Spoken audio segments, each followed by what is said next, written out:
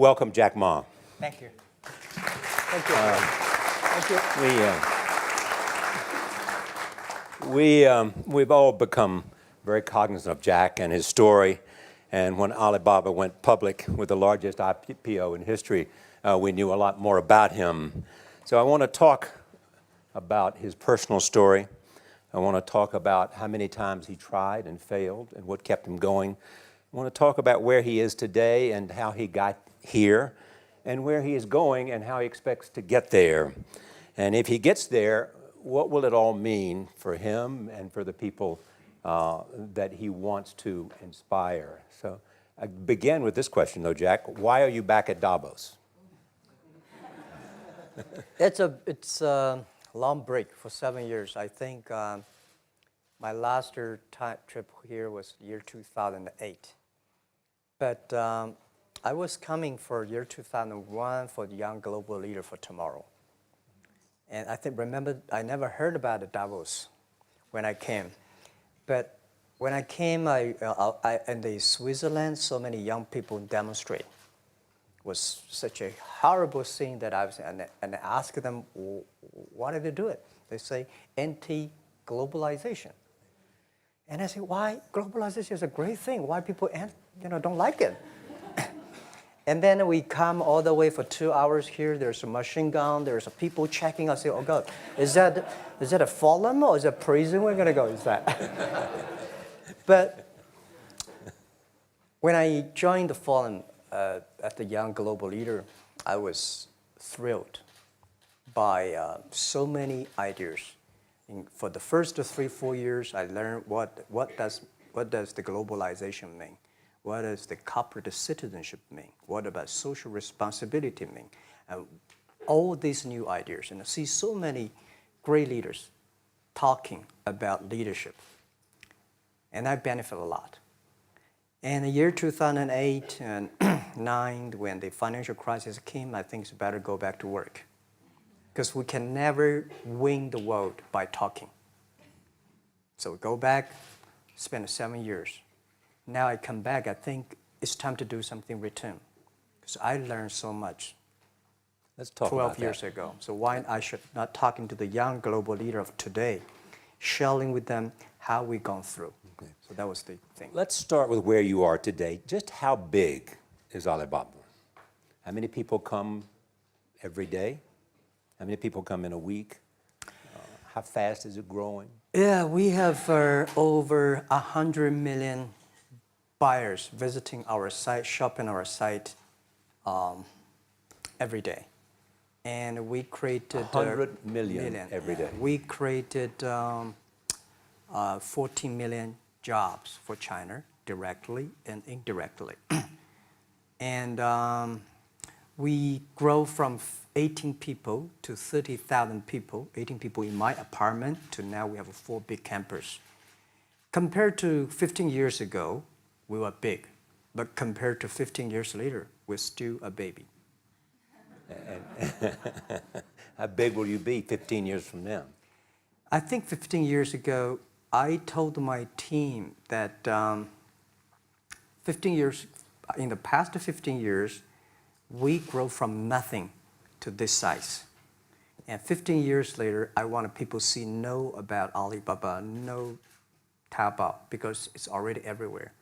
I want 15 years ago when we talk about what is e-commerce, why small business can using this e-commerce, this internet, can do business across the nation.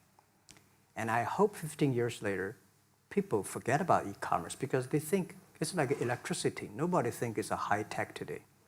Now, this is something that I don't want 15 years later, we still walk on the street talking about why and how e-commerce can help people.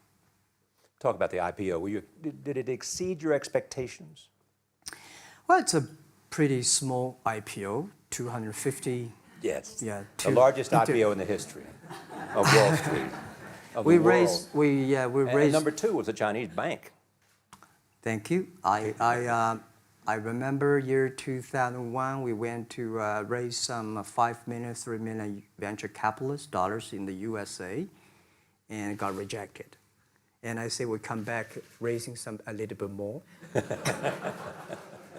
But I think, what we think more about is for $25 billion, how we can spend the money efficiently, because this is not the money, this is the trust from the world, the trust from those people. They want you to do better jobs to help more people. They want to have a good return. So I think gives me more pressure because when our market cap is bigger than IBM, for a certain day we're bigger than Walmart. We're one of the top 10, 15 largest market cap company in the world. I told my team and myself, is that true?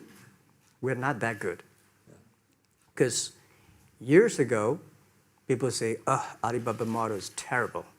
Does not make money, have this and that, all the big bad things, because Amazon is better, eBay is better, Google is better, and there's no such model like Alibaba in the USA. So I told myself and people, we were better than people thought. But today, when we are that big size, I said, no, we are not that good as people thought.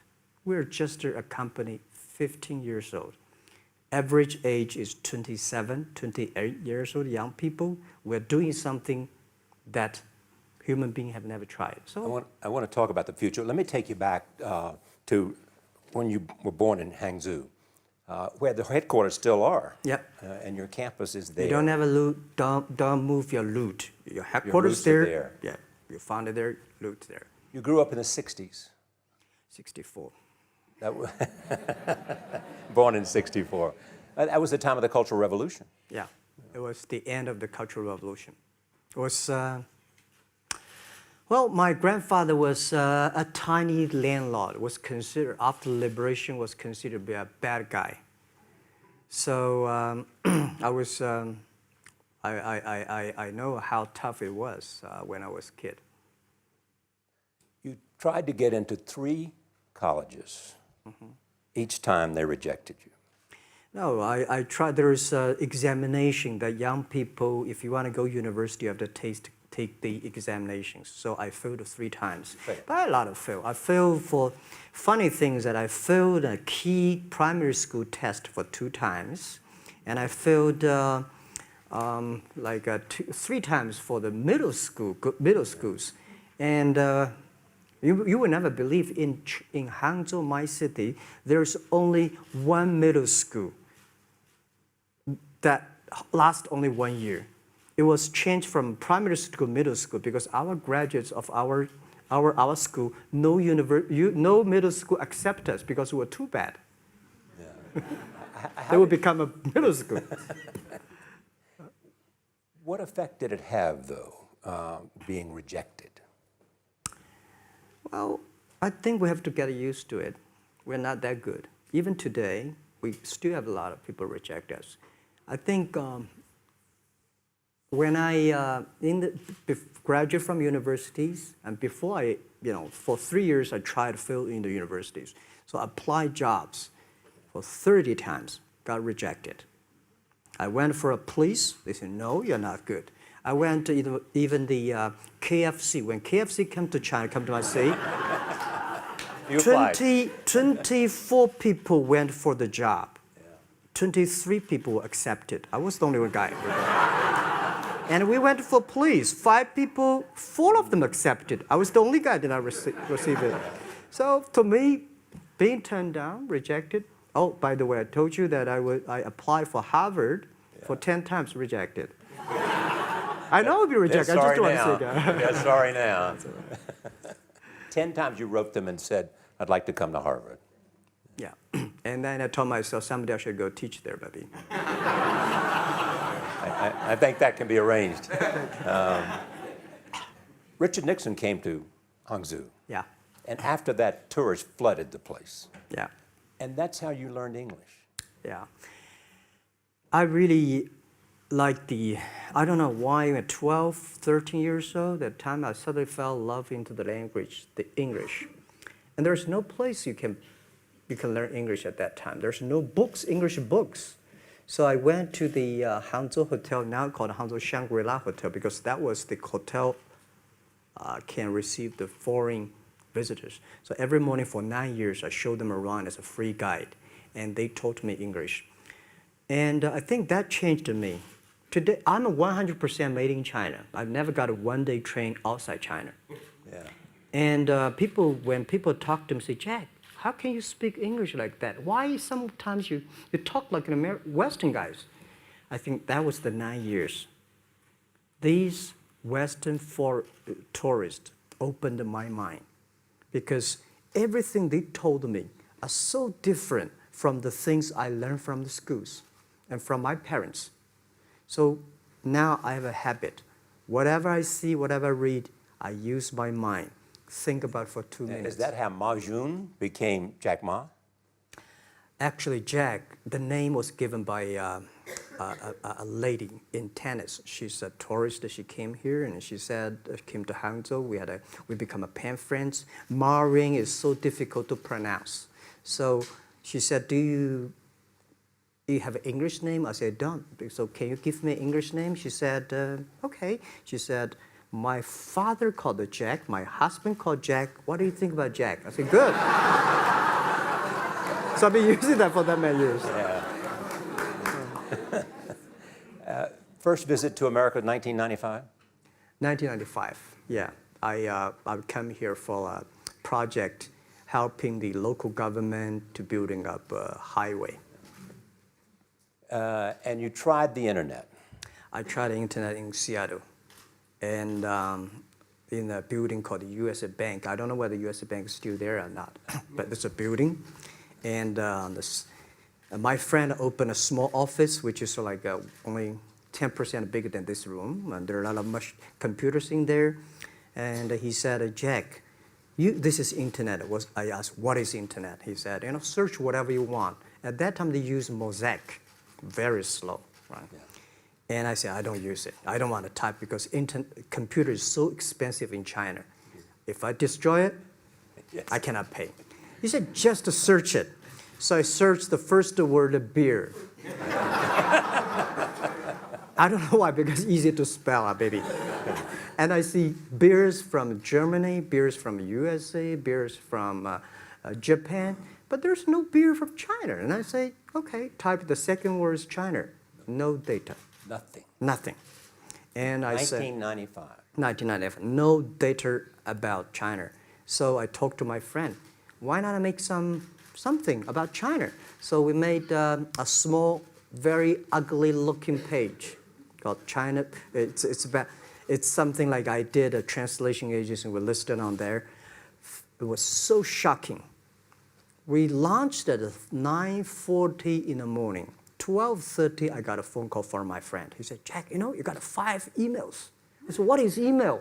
And they say, these are the things. So people so excited. Where are you? This is the first time I see a Chinese website on that. How can we can we do something together?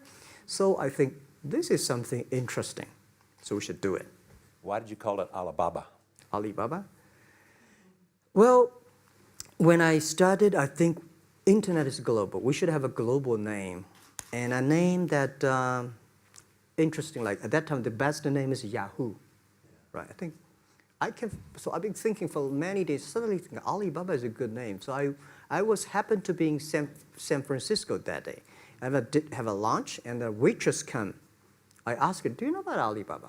She said, yes. I said, what is Alibaba? She said, Open Sesame. Good. So I went on the street, asked about 10, 20 people.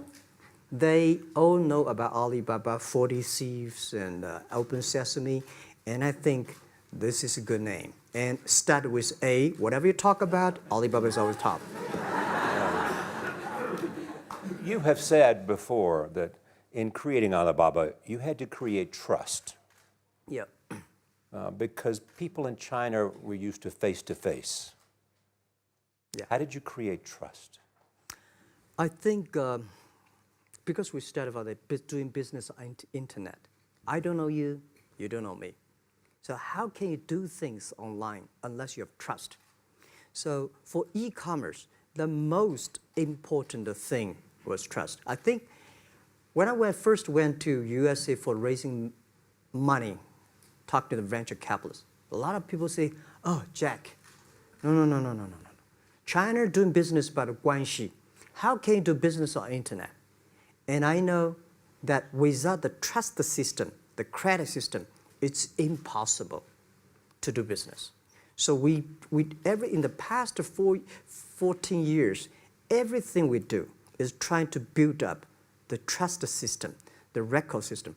Well, Charlie, I'm so proud today when I talk to the young. Today in China and in the world, people don't trust each other. The government and people and media and everybody think, this guy's cheating. But because of e-commerce, we finish 60 million transactions every day. People don't know each other. I don't know you, I send products to you. You don't know me, you wire the money to me. And I don't know you, I give a person a package, I don't know him. He took something to cross the ocean, cross the river, and send. This is the trust. We have at least 60 million trust happening every day. But you created it by creating an escrow account in the beginning. Yep. And so you keep the money until they got the product. Yeah.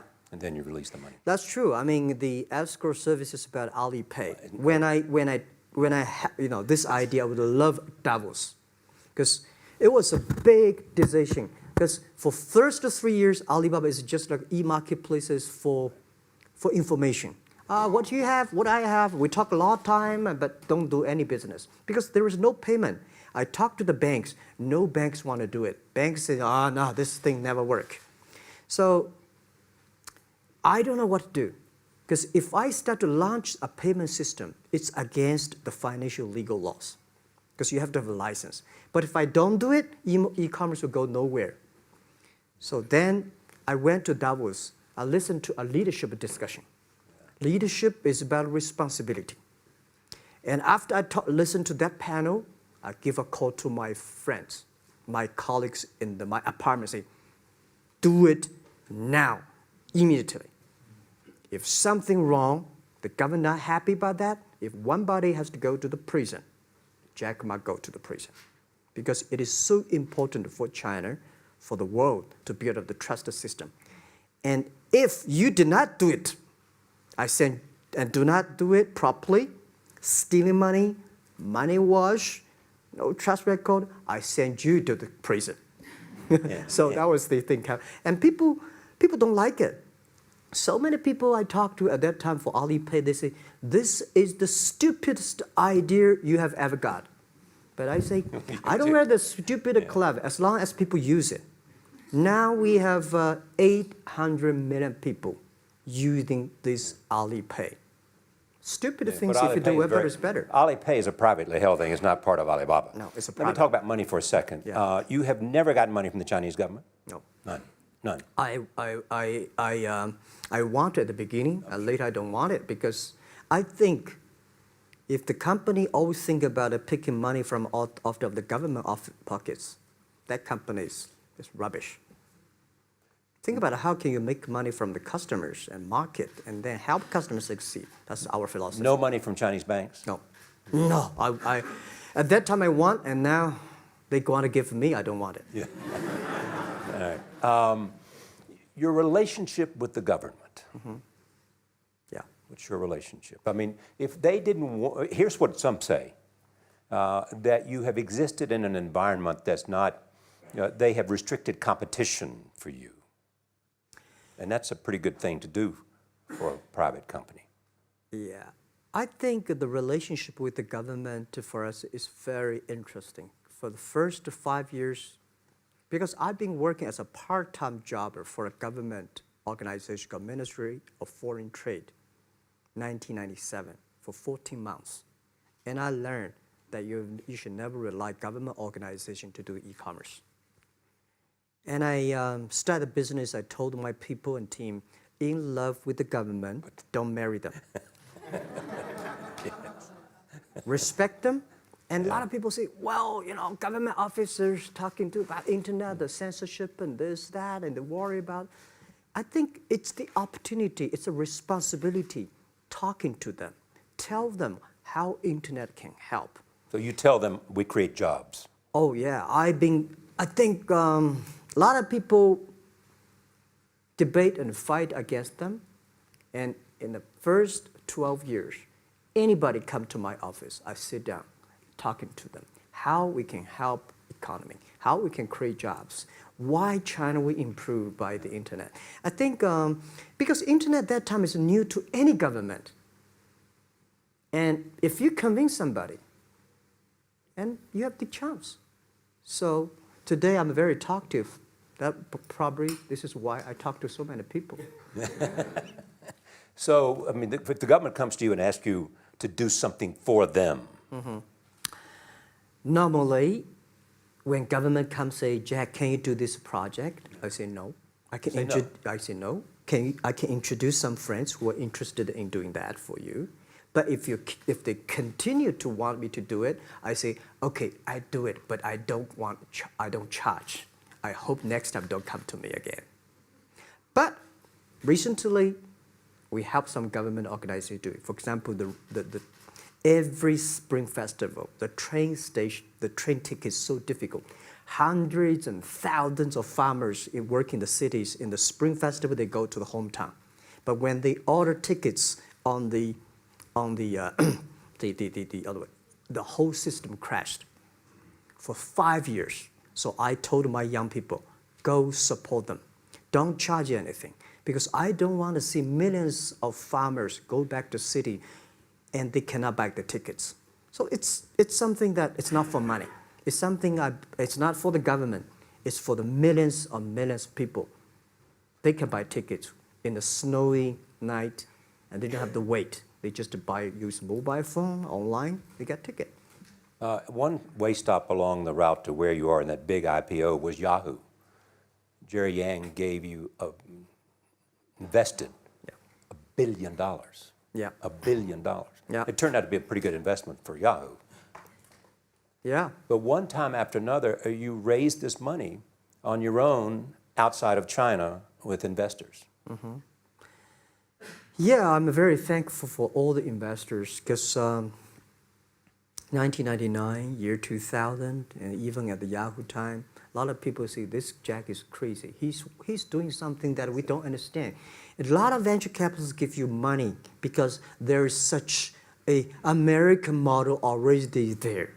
But they say, Alibaba, we don't see this kind of model, right? They say Jack's crazy. Yeah, this is crazy guy. I mean, I remember my first time in Time magazine, they call me Crazy Jack. And I think crazy is good. We are crazy, but we're not stupid. We know what we are doing, but if everybody agree with me, if everybody believe our idea is good, we have no chance. So that's the money we raised. We're very thankful. So when our investors make a lot of money, I feel proud and honored. As you know, in the United States, issues have risen about privacy. Yeah. Google and Apple, and questions of whether the government should have access to files. How do you handle that if the Chinese government says you know a lot about people? You have transactional relationships with lots of people. And they say, we want to see your files. Well, so far, I don't have this kind of problems from Chinese government. And I told them, any government, if you come here for the national security, anti-terrorist, well, anywhere, anti-terrorist, we work together. It's a criminal, we work. But rest of that, no. I said, we are a business.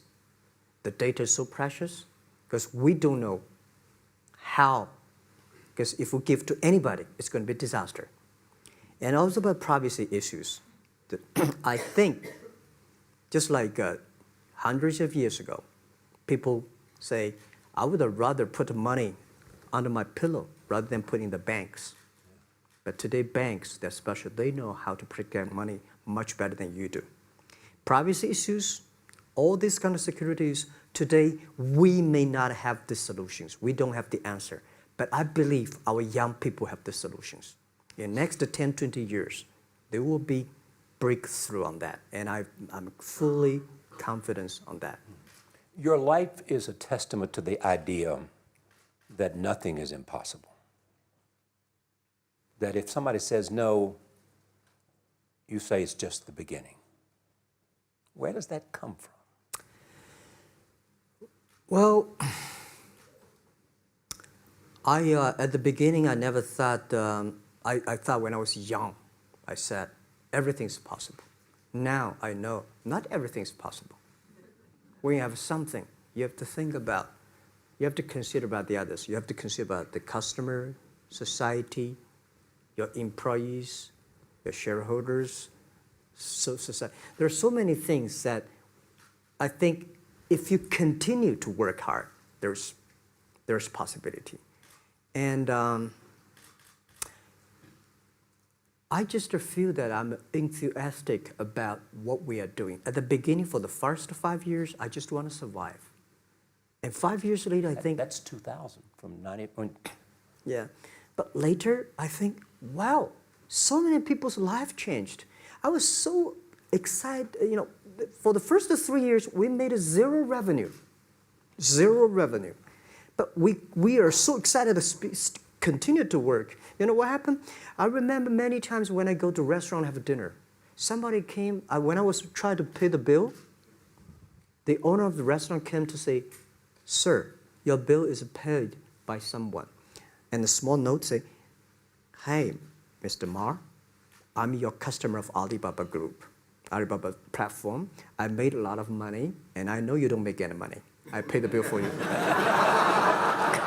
Yeah. And I remember one day that I was sitting somewhere in the coffee, somebody sending me a cigar. I don't smoke cigar, but there's a note, "Thank you very much, I'm your customer." And I remember in the Taobao days, I was at the Shangri-La Hotel in Beijing. When I get on the taxi, the man who opened the door for me, the boy at the gate, he said, "Jack, thank you very much. I'm service here. My girlfriend makes more money than I do on your site." And this is something that you know, that it's not amazing. If you don't do it, nothing's possible. If you try to do it, at least you have the hope. The revenue comes from advertising and a smaller amount from transactional fees. Yeah. Most of it from advertising. Tiny. Tiny from advertising? Tiny from advertising, tiny from transactions, because we need big mass.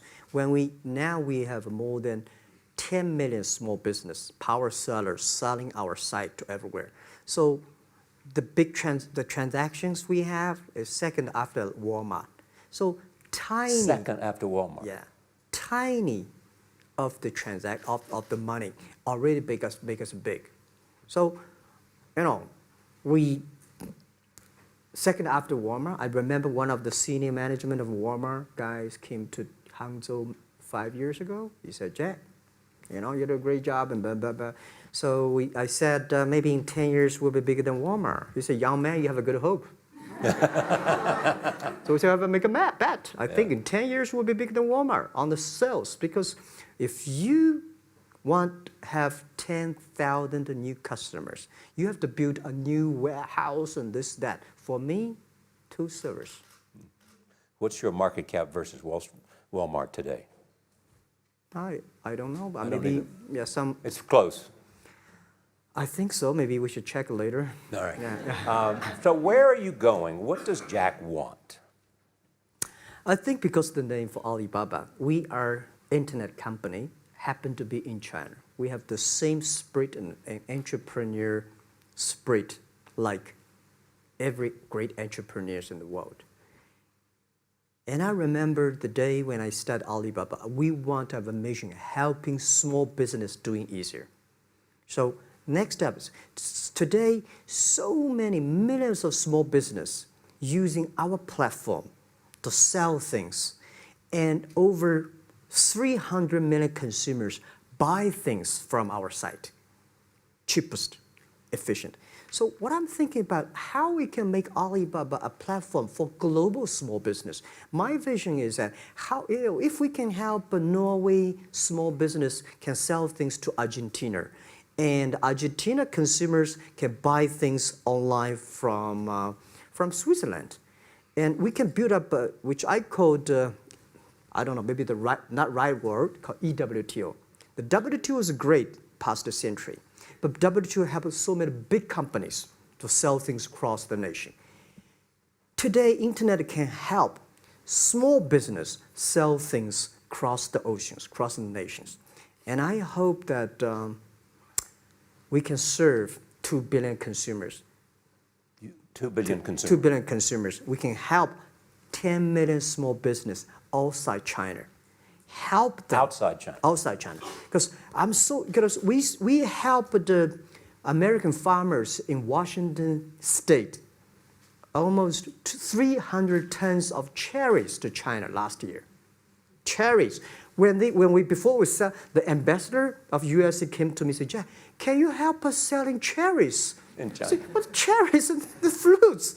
He said, why not? I said, why not? Let's try.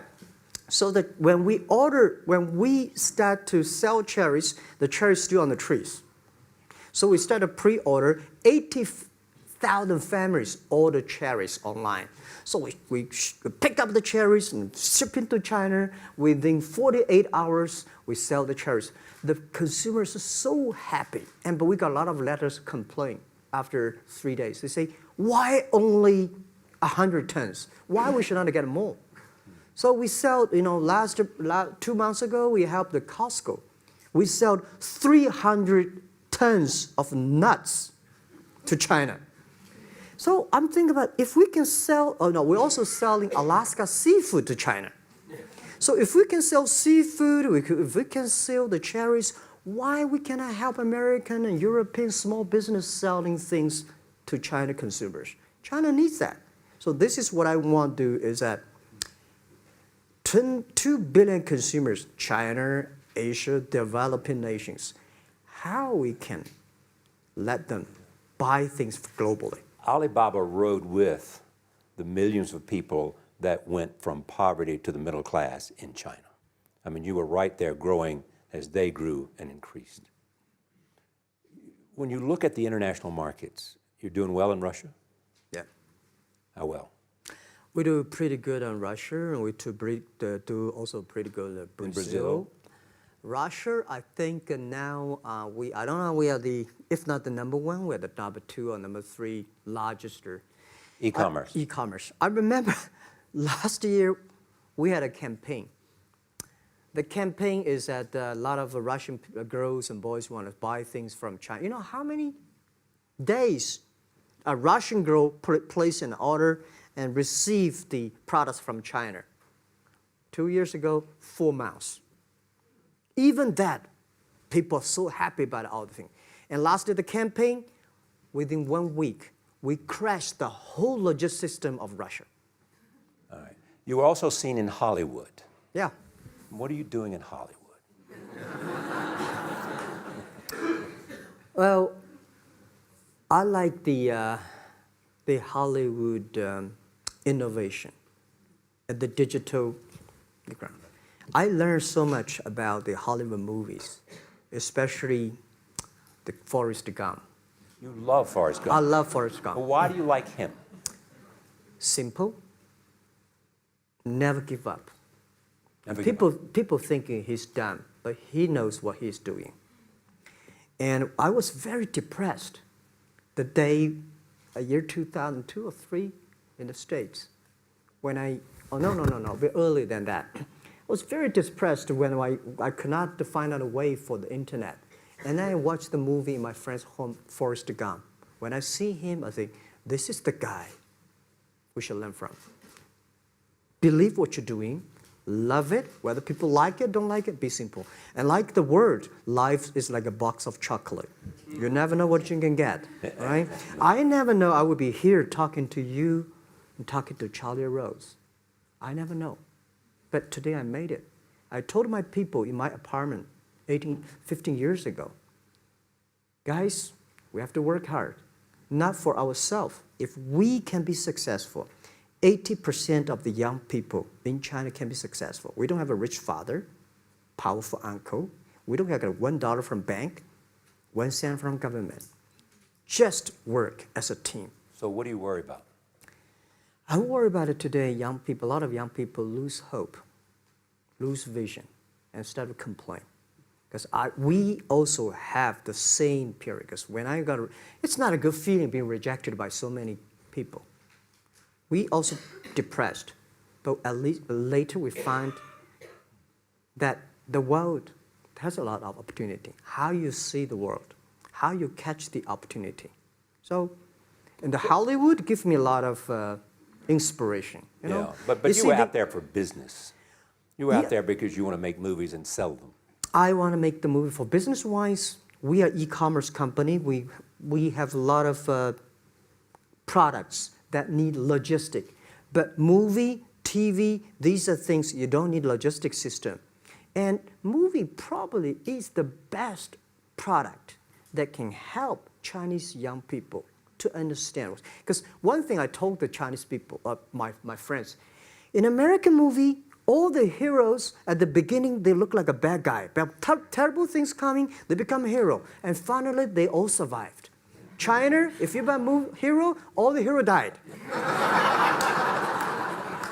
So, because only dead people become the hero. So nobody want to be the hero. So you want to change the Chinese definition of hero? Yeah, I want to say hero. Today we have so many heroes who live in this world. Are you still writing these kung fu novels, or are you just reading them? I read them, and I start to write something. I think it's fun. The kung fu is something you start to think about something that you cannot do. But if you have some luck, if you continue to practice, if you got a good master, if you're a good team, you get expert. So at least to make me, when I'm busy, when I'm tired or frustrated, I read kung fu books. And You also travel with a Tai Chi. Am I saying that right? A trainer. Trainer. Tai Chi? Tai Chi. Tai Chi. Tai Chi, yeah. What does that do for you, other than keep you in good health? I love Tai Chi. Tai Chi is a philosophy about yin and yang. Yeah.